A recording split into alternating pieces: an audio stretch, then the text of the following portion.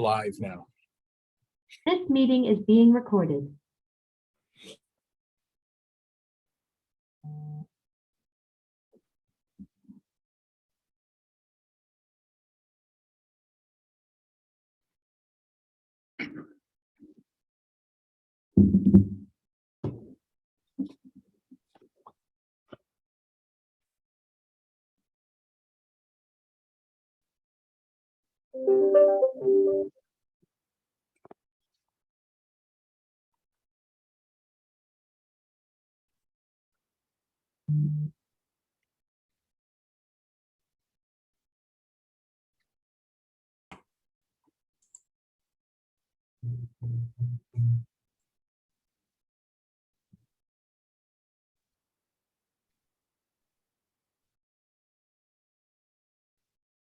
All right.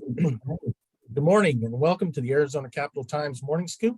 I'm Gary Grotto, the executive editor of the Arizona Capital Times, where we cover state government, public policy, and politics for the next hour. We're going to talk about water and our dwindling supply. Today's discussions, is an extension of one we had on the same subject just a few months ago, but a lot has happened since then. So we're going to update you on those developments and look at possible solutions to the problem. But first, I want to thank our three sponsors. First, we have Central Arizona Project, Arizona's single largest resource for our water supply. CAP delivers Colorado River water to Maricopa, Pinal, and Pima counties and serves more than 80% of the population, including agriculture and the largest supplier to the tribes. And now I'd like to welcome Terry Goddard. He's president of the Central Arizona Water Conservation District to offer some introductory remarks. Terry? Thank you, Gary, and good morning to everybody. Welcome to the Morning Scoop on Water. On behalf of the Central Arizona Water Conservation District, or you probably know it as CAP, I'd like to thank you for being here virtually and for your interest in this critical Arizona resource. As you know, there's been a lot of buzz about water lately. You can tell from the background in my slide here that the focus of a lot of the recent concern has been Lake Mead and Lake Powell. What's behind me is the famous bathtub ring in Lake Mead, which is a grim reminder of how far that lake has fallen in a very short time. Just a couple of weeks ago, there was a lot of buzz about the Bureau of Reclamation's action on the Colorado River. If you ask what happened then, I would say not nearly enough. The announcement that was made on August 16th was that Arizona would be operating under a Tier 2A Colorado River shortage. This was expected, and we at CAP and DWR and the other water resource agencies knew that it would mean conserving even more water in Lake Mead than we did last year when we took a 30% cut of the total CAP supply. That was a big deal, and this is a big deal too, but something much bigger was supposed to happen in addition to this announcement, but it didn't. Since the 7 Colorado River Basin states have spent 2 months trying to come to a conclusion about how they could save between 2 and 4 million acre feet based on a ruling or an order that came down from the Bureau of Reclamation. They failed to reach an agreement on how to do that. And what we fully expected was the Bureau of Interior, the Department of Interior, would impose a solution that would provide that much savings in the lakes, but they didn't. They blinked. And so after August 16th, we have a Tier 2A cut, but that still results in significant losses and reductions to the lakes. And that's going to be, I believe, a big part of the discussion here today is what can we do about that failure? What can the states do to come together to come up with some solutions?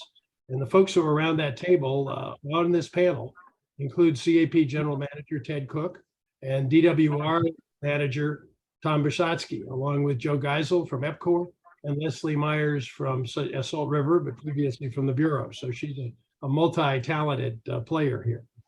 You're going to learn a lot about the future of water in Central Arizona, how cities, businesses, and individuals will be impacted, and what we individually and collectively can do about assuring a successful future for Central Arizona. Gary, thank you very much, and this should be a great panel. Great, thank you, Terry. And our next sponsor is Salt River Project. SRP is a community-based, not-for-profit public power utility and the largest electricity provider in the greater Phoenix metropolitan area.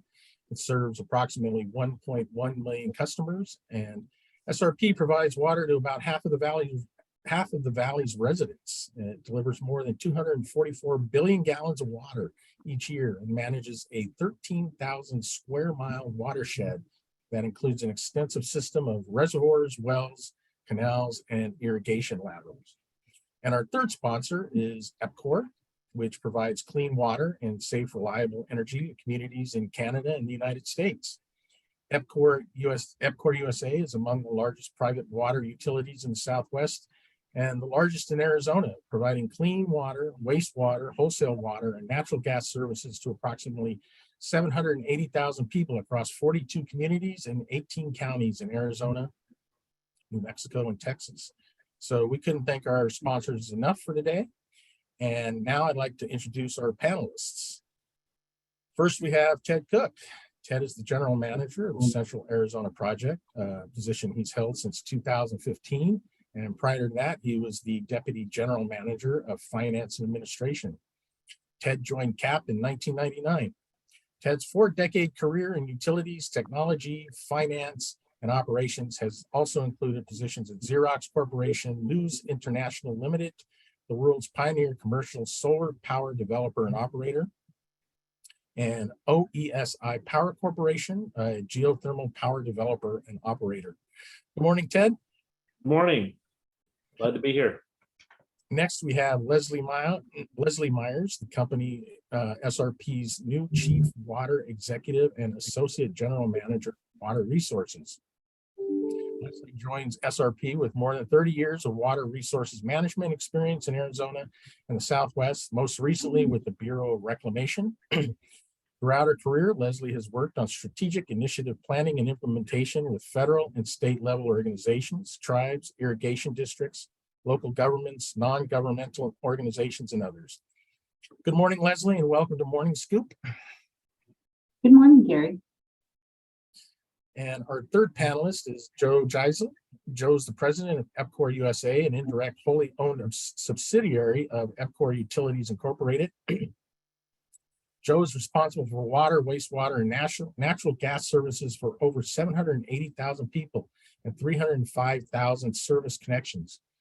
Joe was recently appointed to the Arizona Reconsultation Committee, which is charged with developing Arizona's perspective on long-term management of the Colorado River system. And this is going to play an important role in the new guidelines the Bureau of Reclamation will issue in 2016. And our fourth panelist is Tom Bushotsky. Tom is the director of the Arizona Department of Water Resources and chairman of the Arizona Water Banking Authority. Tom brings with him more than 30 years of water management, and he's responsible for managing Arizona's water supply. So at this point, I always like to remind the audience that you have access to the chat and to feel free and submit your questions, and we will try to get to them, as many as we can. So I'd like to begin with Tom and Ted to set the scene here. You know, we last met in May, and we were anticipating the federal government announcing that we would be in the Tier 2 restrictions in 2023. And of course, that happened. And you and Ted publicly expressed your frustrations in August about the failure of the basin states to develop an agreed upon plan to conserve another 2 to 4 million acre feet, and Arizona's, quote, disproportionate burden of reductions and the federal government's failure to crack the whip on the basin states to reach the agreement. So here we are a month later from that declaration. And so what's the status of the system? How much water have we lost since then? And are there any new developments about developing the plan that I spoke about before? So Gary, I'll start. And when we look out what's happened over the short period of time since August 16th, we're going to continue to see Lake Mead this year and throughout the year consistently decline in elevation, because we're still using more water than what is going into Lake Mead. And that is the problem we're trying to resolve, at least in the lower basin, both short-term and long-term. Also, I want to point out, we have done many good things. The 07 guidelines and the shortages attached to them, the drought contingency plan, the 500+ plan. And while they have not stabilized the system, we would be in much worse shape if we had not done all those things.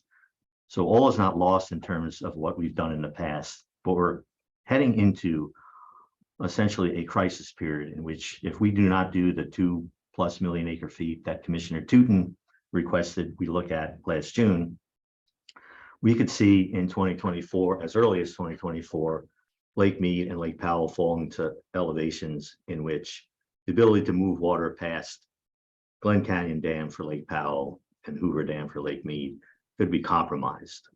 And that is a really important point. If you think about the background of my picture, the Grand Canyon, you can't move water past Glen Canyon Dam. What would be behind me is no river in the Grand Canyon. And think about what that picture would paint for Arizona and the world. So this is really serious. On May 3rd, earlier this year, the Department of the Interior did take action to leave 1 million acre feet of extra water in Lake Powell, 500,000 acre feet coming from upper basin reservoirs into Lake Powell, and taking about 500,000 acre feet less out of Lake Powell that should have gone to Lake Mead. We agreed to that, from my perspective, in the lower basin to protect the ability, again, to actually move water past Glen Canyon Dam, not necessarily to protect the power generation capabilities of Glen Canyon Dam, which are important, but to protect the ability to move water and to protect the infrastructure at Glen Canyon Dam. So you nailed it for me in terms of why we did not come to agreement on August 16th. Again, a lot of what we were talking about over the summer were voluntary actions. The time for voluntary actions, in my mind, is past. There might be a piece where we can have some voluntary actions, but we have to have mandatory outcomes. We did not achieve a critical mass of protection, and you need at least a critical mass to have value in the water you're leaving behind. A debate is growing in our state as to whether or not Arizonans who have access to Colorado River water should leave it in the lake or take and put it underground, as we've done for so many years. And that is a real debate that's legitimate if you can't achieve the critical mass of protecting the system. And then lastly, a lot of inequity in terms of how much Arizona has done in the past and is being expected by some parties to do in the future. So I'll stop there, and I am sure Ted will want to add to the comments I've just made. Tom, that was an excellent summary. I do have a couple of things to expand upon, though. And I will start with a direct answer to Gary's question about what's the status of the lake. So Lake Powell and Lake Mead are about at the same level with respect to total capacity. They're around 25% full. So there is something on the order of 13 million acre feet between those two major reservoirs, which is, as I said, a quarter of the capacity in those two reservoirs. And in 23 years ago, in 2000, when the current drought began, there was 50 million acre feet in those two lakes. So it's pretty dire. We've been worried for a long time, but now, as Tom said, what's different of all the during that 20 years that has elapsed is that we maybe have another year or so in those two reservoirs before we can't move water past the dams. Arizona water users, CAP water users, and the water users throughout Arizona have been enthusiastic participants in the many conservation programs that we've had over the last couple of decades. And when I say enthusiastic, I say that because in addition to the very large reductions that Arizona has to take under the 2007 guidelines in the drought contingency plan, and Arizona takes a lion's share of those amounts. There have been voluntary reductions above and beyond that. So for instance, in 2022, we're in a tier 1 shortage. Arizona is cut by 512,000 acre feet, but Arizona is conserving over 800,000 acre feet in 2022. And that's due to voluntary actions. We are willing to do more. We always have been. We don't expect other states to catch up with the level of conservation that Arizona has done up to this point. But my words, we expect them to keep up with what Arizona is going to do going forward, particularly because we're starting with a lot less of our supply is already committed to the tier reductions. 2 million acre feet, the minimum of this 2 to 4 million acre foot range that was identified by Commissioner Tootin. Saving that amount in addition to the tiers is basically quadrupling what we're already scheduled to do in 2023 under a tier 2A.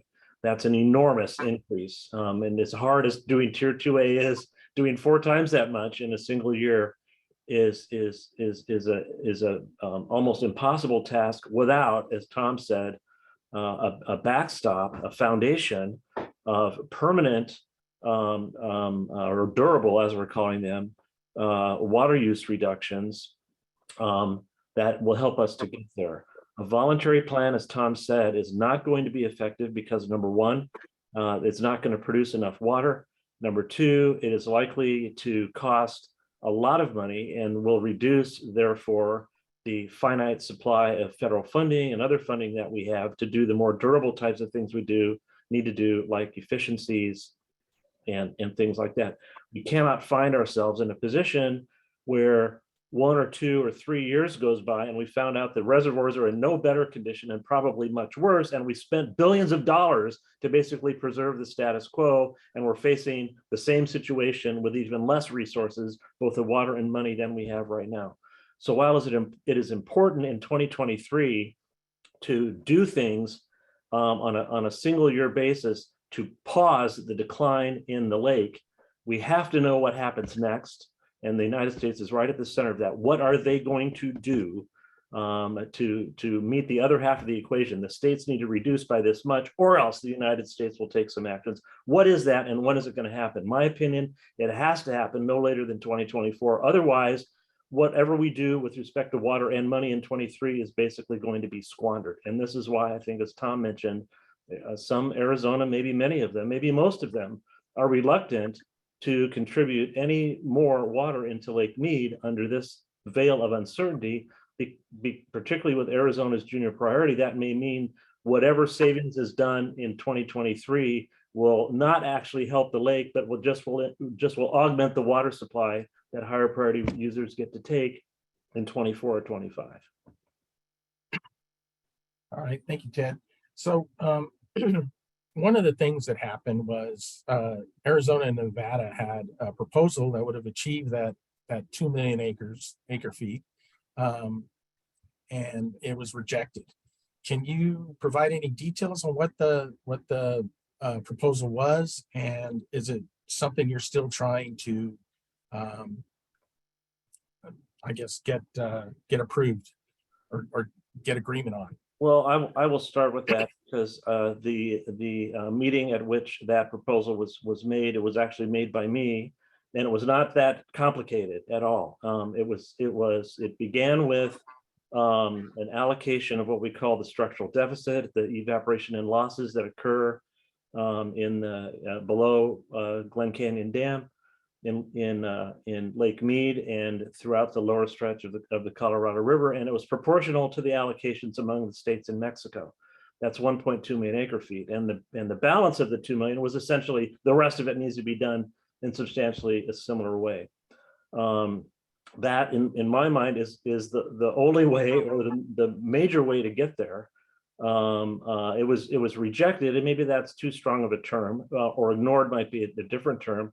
And at the crux of that dilemma is the priority system that I mentioned before. The priority system is there. It's an honored aspect of the law of the river, but the times for which that system makes sense are, in my opinion, past. That the dire situation that we face in Lake Mead, in particular, is going to affect all water users, regardless of priority, and therefore all water users, regardless of priority, need to take equitable steps together to meet that goal. So I still believe that the only way, the primary way that we're going to get to such a huge number is through direction from the United States about here's how much is going to be reduced.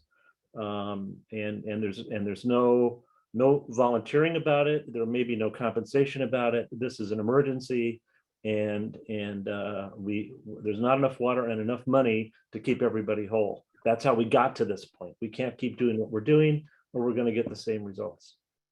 Well, why do you think that the Bureau of Reclamation is kind of holding back on its direction and its authority? I would like to give somebody else a turn. Okay. I could give you my opinion on that too. We've got other esteemed panelists here that I think really have got some insight into that. Tom, can you answer that? And then I'll hit Leslie. and Sure. Joe. So I think there's several reasons.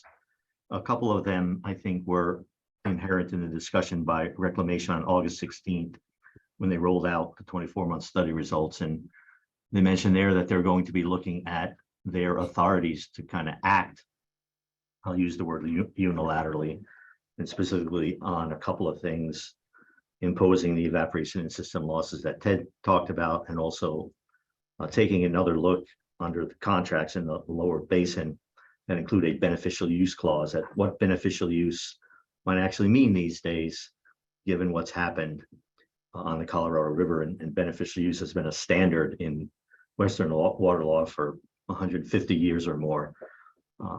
So anyway, those are a couple of the reasons. I also think the federal government has to juggle a lot of different things they are responsible for doing. They're responsible for the tribes. We have 22 tribes in Arizona and 30 in the basin.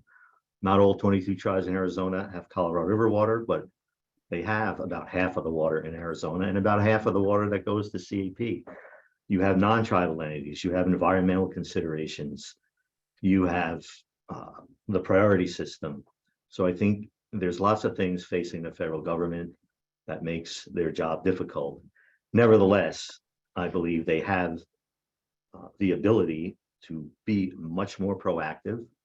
And throughout the situations over the last 15 or more years, the federal government has always stepped up and given the states a gentle push, sometimes a kick in the butt, to force us or push us towards the finish line and sometimes over the finish line.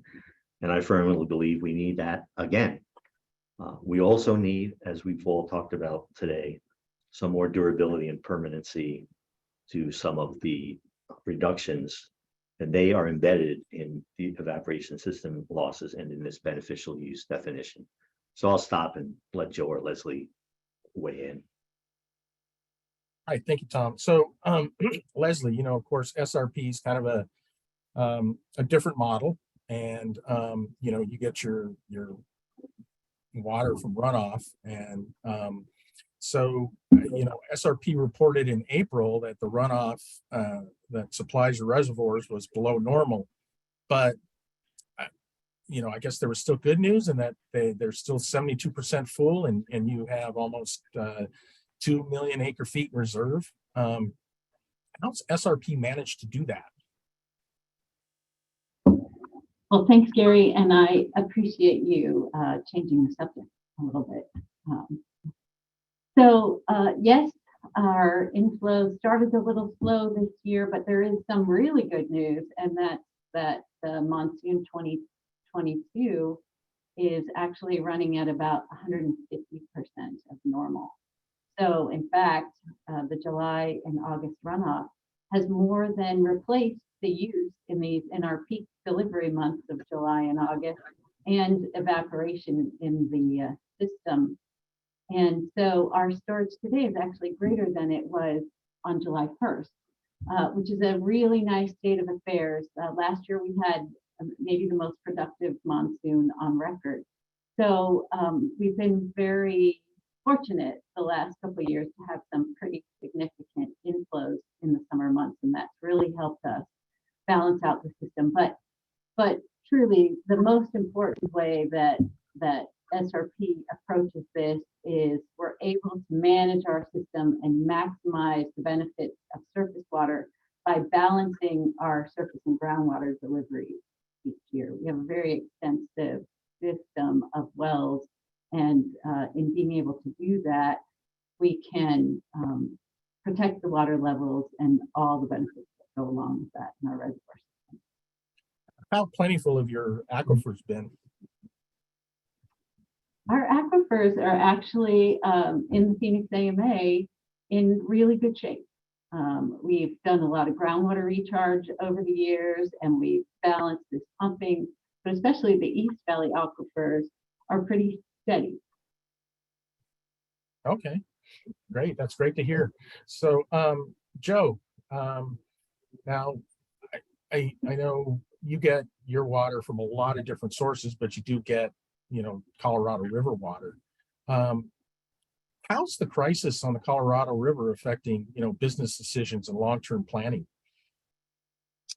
Thanks, Gary, and thanks for having me on the panel.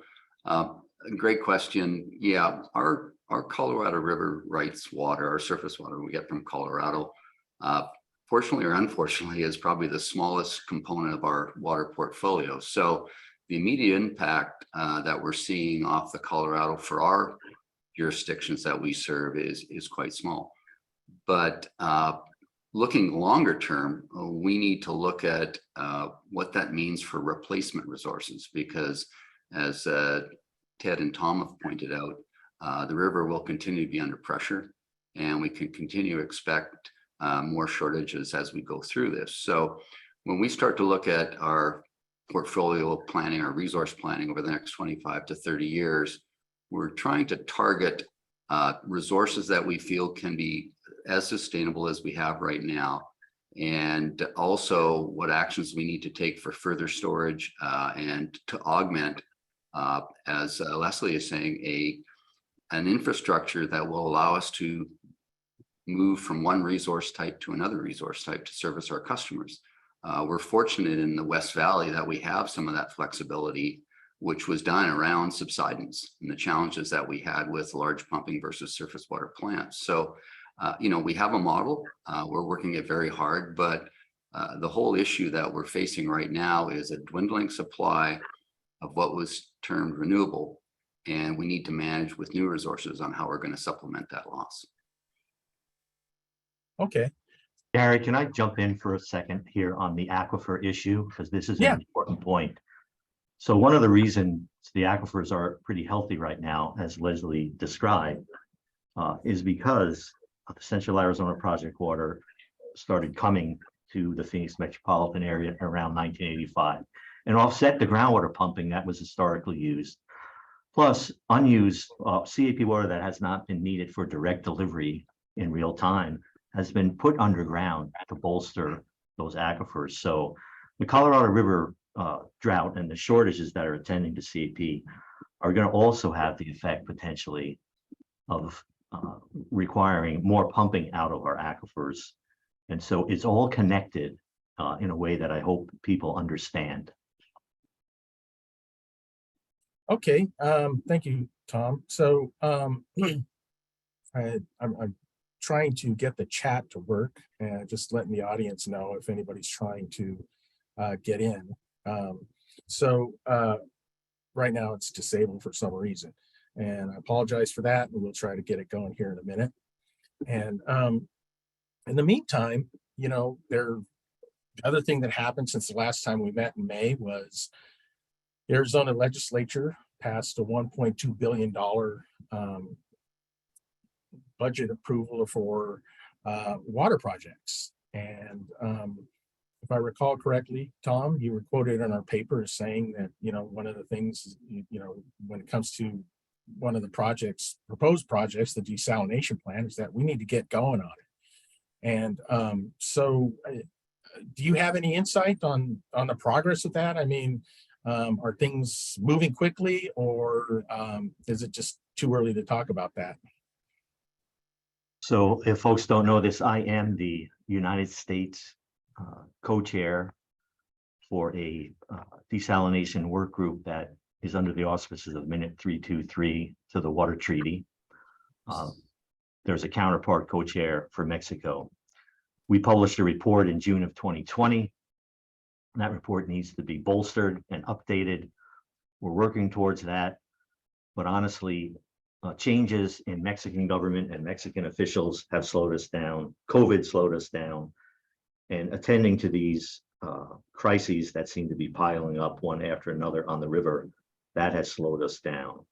We have not stopped. We will continue to work. But I believe, honestly, we're still 6 at the best and probably more like 8 years away to 10 years away from actually having a plant that would be up and running. I will say that in April, we were in Mexico City. The head of the Mexico National Water Agency was there and was strongly supporting moving forward with the discussions on the desalination in Mexico under this treaty process. So I think folks are definitely wanting that to move forward, but it is moving more slowly than I would like. But we are committed, I believe, on both sides of the border to continue working on that project. Thank you, Tom. So this question is for both Leslie and Joe. Will SRP and EPCOR be involved in the building of a desal plant, or as a user or of the water? Or is there going to be some involvement from your companies, do you think? Joe? Sure. Thanks. Yeah, I think from the aspect of being an off-taker or a user, we would certainly consider that as part of our portfolio for new water supplies. A desalination plant would be, if it came to fruition, would be definitely a secure and regular supply, not given the vagaries of climate and things that are affecting our current surface water supply for, say, the Colorado River.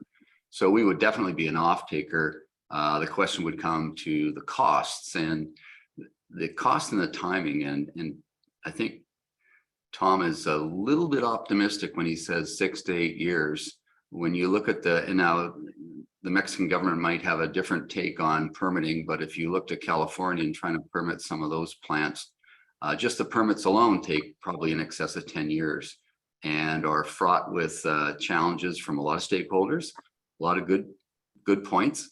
But at the end of the day, it takes a long time to permit a plant, never mind build it. And it's quite a bit of infrastructure to get it from the Sea of Cortez up to the greater Phoenix, Tucson area. So there's a lot of stuff in the way.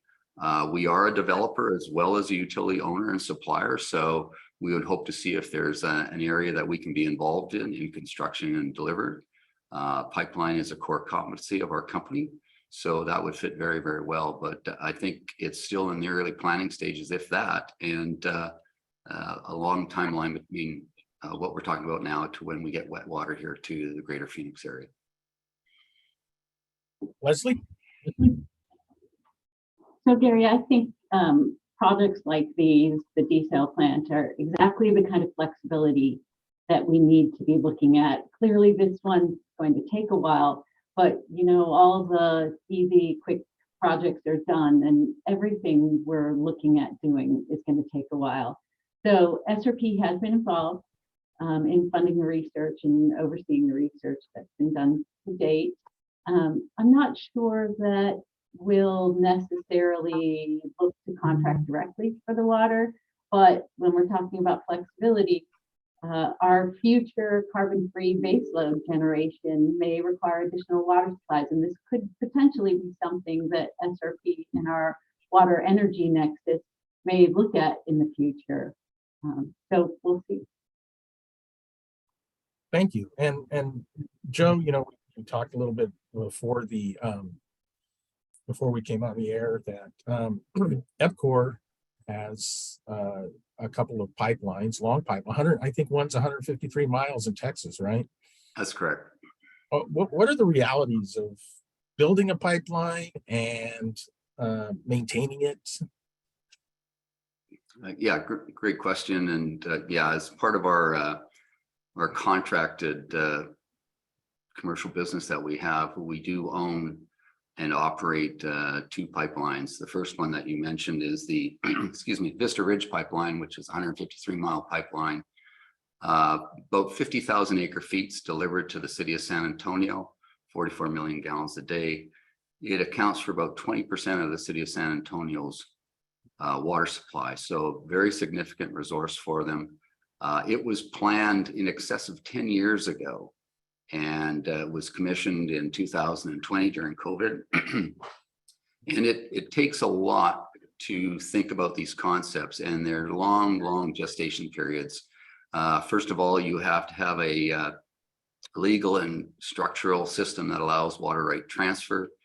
You have to have the water rights, but also you have to have the resources. So Central Texas is blessed with the Carzillo Aquifer. It's a very large prolific aquifer, and a lot of projects that we're doing come out of that aquifer. You got to have permitting. You got to have right-of-way access. There's a lot of land for 153 miles that you have to cross and get permitted. Raw land versus creeks, rivers, all those kind of things. And it's a lot of right-of-way. Installing the pipeline is probably the easiest component of it. You have to cooling towers. What people don't realize is that while pumping groundwater out is at a good temperature, when you transfer it that far, your temperatures start to escalate quite strongly, and you need cooling towers along the way. Storage is another thing. An outage is not good. And last but not least, just on the quality of water, you need treatment. So we have another pipeline, the 130, we own outright, much shorter, about the same size in terms of volume. And we're now working on a new large pipeline for a large industrial for about 25,000 acre feet. Very high water quality requirements specific, and a lot of treatment. So there's a lot of moving parts to making that a reality. There's an aquifer west of the city, Harquahela, which is being talked about. But again, a lot of things are in motion and play there around those water rights, who can access, who cannot. There's talk about accessing Ted's Canal and what that would look like and what it wouldn't look like. So there's a lot of things, but I guess my message is two things. These are very long gestation projects. You're not going to turn these on next year, and you got to start thinking and planning for them. And secondly, this isn't pumping groundwater and delivering. This is transporting it. Large infrastructure projects. These are billion-dollar projects that we're talking about, and that has implication on rates and what customers want to pay or can pay. And we need to plan well in advance. I have to tell you that the city of San Antonio, 10 years ago or more, when they concepted this project and knowing the criticality of it, they introduced a rate increase to all of their customers that was in place prior to delivering it, so that when it came online, there was no rate shock. And so you need forward thinking and planning around these major projects to make them a reality. Gary, can I jump in here? Yeah. On this question about these long-term, very expensive projects that we do. I don't think anyone's saying we don't need to look at those or don't need to explore those or pursue them, but not to give the impression that that's the only thing that we have in our arsenal as far as what to do to augment our supplies. And particularly when we look within Arizona, and Joe mentioned this as far as using the CAP canal, and there's other infrastructure besides the CAP canal to transport other supplies than the supplies that than the Colorado River supply that we have been used to. It's called wheeling, and there are supplies within Arizona that are available to do that. There are certain areas of the state where groundwater is designated to be mined. This is probably a horrifying thought to some people, but that's what those remote places are there for. That can be used in the interim. There need to be infrastructure installed to be able to pump that. There are also long-term storage credits that have been stored, many of them over the years, with surface water that's been available that can be recovered to replace some of the Colorado River supply that's being lost. We're probably a little bit behind the curve on those as far as the capacity to recover some of those things and the amounts that we're going to need in the near term, but this is not a 10-year project. This is a couple of year project for those types of things. There's lots and lots of work that we can do on efficiency, and some of those things have been mentioned. That's all the way from irrigation for agriculture to outdoor use in municipal settings and things like that. And also the reuse of our wastewater stream. A lot of that is evaporated basically, or goes into rivers and streams, which is not a bad thing, but it can also be treated and delivered, which is a much better thing that we can do. So we do have short-term tangible things that we can do with Arizona. They're not the kind of permanent solutions that we're looking for, but it's something that can help to fill the gap while we are pursuing those longer-term solutions. One other thing I'd like to throw in here, because I've been looking at the chat, is there seems to be the impression that there are no regulations at all about water efficiencies, particularly at the municipal level or things like that. And that is not true. It is a responsibility of those local governments to do those types of things. Tom can talk about this. It's not his job necessarily to go out and say, cities, you need to do this or do that. They need to do that. But under state regulations, the cities need to have a drought response plan. Cities do need to have certain standards for beneficial use and things like that. So it's not, and there's I think lots of observation about, well, they're doing this in another state, that people are only allowed to water their lawns once a week or something like that. In many cases, those are reactions to the dire situations that are being experienced in those states. Say, for instance, in California, the state water project supply has been significantly reduced, and this is a reaction to that. It is not a proactive thing. This is the situation we want to avoid in Arizona, of not having to do those things when there's no choice to do them. That's what's happening elsewhere that we're observing, and there is the mechanism and the means for our municipalities to do that. They have plans, they have programs to address those issues. So Ted, let me add, because it's important to do so. The 1980 Groundwater Management Act required municipal, agricultural, and industrial conservation and efficiency increases over time, starting with the first management plan in about 1987. We are just in the process of adopting the fifth management plan, which would be effective in 2025. So just as an example of what that's created in the Phoenix Active Management Area, which you can equate to Maricopa County, since the late 80s, the per capita use has gone down by about 20%. We see Las Vegas, which sometimes is held up as the poster child. They've gone down about that same amount since the early 2000s, when they started implementing aggressive conservation, cash for grass and things like that. So we have done it kind of in a slow, methodical tortoise kind of way. Southern Nevada Water Authority, Las Vegas, has done it in more of a hare, rabbit, fast kind of way for different reasons. But we are the only state in the Colorado River Basin that has mandatory statewide imposed conservation requirements on all our water use sectors for the area that CAP at least serves. So that's something that's lost sometimes, and the not being able to water 2 or 3 times a week, or only being able to water once a week, that's not water conservation. That's curtailment. That's a reaction to not having enough water today to meet your demand. So there's always that debate. We want long-term conservation that provides long-term benefits. And if you get into a situation where a water provider can't meet their actual demand from day to day, they've got to do those more draconian actions, which I describe as curtailment. Curtailment might be on our horizon if we do not resolve our Colorado River issues. And I did support a letter from John Ensminger, the head of the Southern Nevada Water Authority in Las Vegas, that listed a bunch of items we need to look at. And one of those items was a reduction of non-functional turf, grass in your yards, for example. That we need to look at that as one of the possible solutions. Is it a ton of water? No. Is it something that we need to do? Yes, because no one water use sector, municipal, industrial, agricultural, no one water provider, no one state can alone resolve the problems on Colorado River.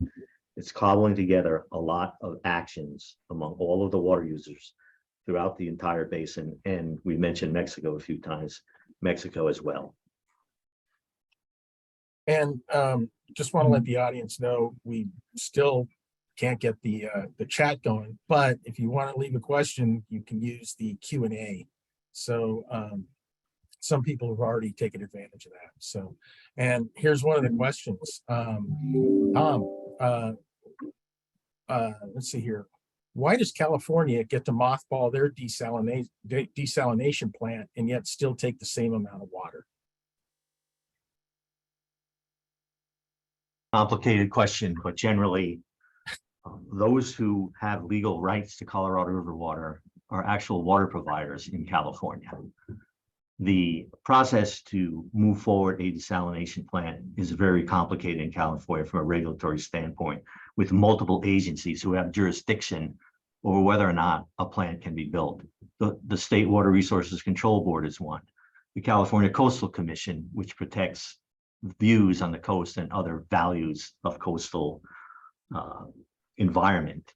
There's just so many different permitting agencies that you have to go through in California, and there's not an integrated process in which the state of California kind of looks at all of their supplies collectively and says, well, let's build this desal plant because it'll take pressure off here or there. It's more of a localized issue. And as to the Mexico desalination, and Joe mentioned their regulatory process, one thing that is different in Mexico is the federal government really controls collectively the water resources management and the water rights in Mexico, unlike in the United States. Mexico is just as environmentally conscious, maybe in greater than the United States in some cases. We do have Mexico State Department, we have Mexico Federal Environmental Agency. They're all in the room talking about Mexico desal. I don't want people to think that we're going to have a desal plant in Mexico because it will be easier to ignore the environmental impacts. That is absolutely not the case in any of the discussions we've been having with Mexico. Great, thank you, Tom. So we were talking briefly before we started this program about the Inflation Reduction Act, the $4 billion that are earmarked for drought mitigation in Arizona. And one of them is payouts to farmers, so they don't have to farm their land. And I believe you guys were saying that that's a Band-Aid. Are there any long-term solutions in that any of you can see? Joe? Sorry, you off me. Yeah, and I think it comes to some of the things that we've been talking about so far in terms of some of the short-term items that Ted was saying, and then the balance in terms of longer term. I think what we need to make sure we consider is at the end of the $4 billion, are we better off? And that's why I'm thinking, you know, when you talk about paying farmers not to, they need support, but by paying them, are we going to be better off? And I think we need to look at, if we're going to spend wisely, what's the whole strategy around what our water portfolio for the state has to look at, and what we can do. We've talked about a desal plant in the Sea of Cortez in Mexico. You've referenced California. The one thing we shouldn't also lose sight of is that there's ways to wheel water that is not necessarily built in your state, but built out of state. And what I'm saying is, if you want to do, and it was announced on a reuse recycle plant in California, that we were going to invest in that to generate credits and that kind of thing. Well, if you built a desal plant in California and then you just had them allocate their CAP allocation to Arizona, we're not wheeling water from the California coast to Arizona. So there's other ways to look at this as opposed to a traditional, I got to build a plant, I got to transport it all the way in. And you could be much more efficient in terms of using your money rather than long-term transport. So Joe, the Colorado River itself is a exchange pipeline. Basically, yeah. All right. Any other thoughts there on the $4 billion that's coming our way? I'll just add, again, it was said, but there are opportunities to build infrastructure to create those long-term benefits that everyone's talking about. Mhm. And you could potentially pay agriculture to reduce their use. And some of that money could be used to become more efficient for permanent reduction of use, to build infrastructure, to help them move water around to become more efficient, to maybe go to drip irrigation where that's appropriate. And I want to also say the legislature also, outside of the 1.2 billion that you talked about earlier, also appropriated $30 million for drip irrigation technologies for agriculture on top of the 1.2 billion. So this past session here has been great for putting money on the table as well. And there's an ability to leverage the state money through the new Water Infrastructure Finance Authority with the federal money that is in the IRA bill and in the bipartisan infrastructure bill. And those are things that we knew, at least the bipartisan bill existed at the time the new WIFA legislation was making its way through the legislature, and there's specific language in there looking at kind of connecting those two funding sources. So there's lots of opportunity to do a lot of things with infrastructure and efficiencies and drip irrigation that can create the long-term benefits that we all have talked about on this panel. You know, it's an election year and all the legislators are out campaigning, but what are you guys hearing from lawmakers about possible legislation for the coming year? Man, what was, unfinished from 2022? Ted? Well, from both the federal and the state side. So let me start with the state side. Tom alluded to, and I think you brought up, Gary, that the over $1 billion that was appropriated by the legislature for drought response and supply augmentation and things like that. And this is an unprecedentedly large amount for the state of Arizona, and more needs to be done. I think our legislators realize that having that amount of money available is particularly at the state level is largely an attribute of the way the economy is going, and we can't necessarily count on that happening over and over again. Money can't replace water, but it can sure help in the way that we use it. But like Joe said, and I'll get back to the feds in just a minute here, like Joe said, we need to make sure that we use that money wisely, because we're not sure when that supply might be replenished or how long that will take. And there needs to be, as I had said earlier and the other panelists, a good balance between short-term, let's stop the decline, and a longer term, let's make investments so that we don't have to keep doing one-off things every single year. On the federal level, the feedback and the input that I've received on that from our federal legislators is exactly what we have been talking about, which is this $4 billion in the Inflation Reduction Act and other monies that were appropriated. Use it wisely, water users, because again, we're not sure if and when there will be more. And on the topic of paying anybody, whether it's farmers or anybody else, to reduce water in the short term, or while we're working on midterm and long-term solutions, I think our federal legislators and Arizona legislators were at the center of getting those monies available, that $4 billion available. They understand that the short-term solutions, water conservation, are necessary, but they do not want to find us in the situation that Joe described or that I described of being out of money and being no better off 2 or 3 years from now. That is, I think, where their focus is. So going forward, yes, they need to do more of what they've already done with money. I'm not so certain how much is that going to happen, but also making sure what they've already appropriated, which is not just going to get spent in 2 weeks, it's going to take some period of time to do that, is spent wisely to actually make a difference. So I'd like I'll to- jump in. Oh, go ahead, Leslie. Go ahead, Leslie. I just wanted to add that, we can talk about the state funding, we can talk about the new infrastructure funding, but there also was $1 million appropriated in the bipartisan infrastructure law that was available to help fund drought mitigation. And there was still money associated with that left. So I think we need to be careful when we're talking about the ability, we have funding, but what can we do with it, and will we be better off in the end? I think we're in a character right now where we have money, but we don't necessarily have all as many options of things to do. And a lot of those things are these longer term things. And we need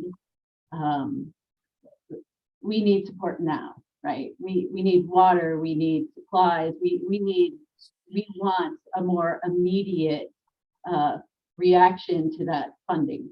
So I think we're in a position right now where the funding is good, it's great, but it's going to take us some time to get to the place where we get what we need from it, whether that's augmentation or conservation or whatever. So anyway, I just wanted to add that. Gary, I'll just add, looking at what was before the legislature last year that might come back, and certainly the management of groundwater outside the active management areas was a huge issue for the legislature last year. Not much happened. I expect that to come back.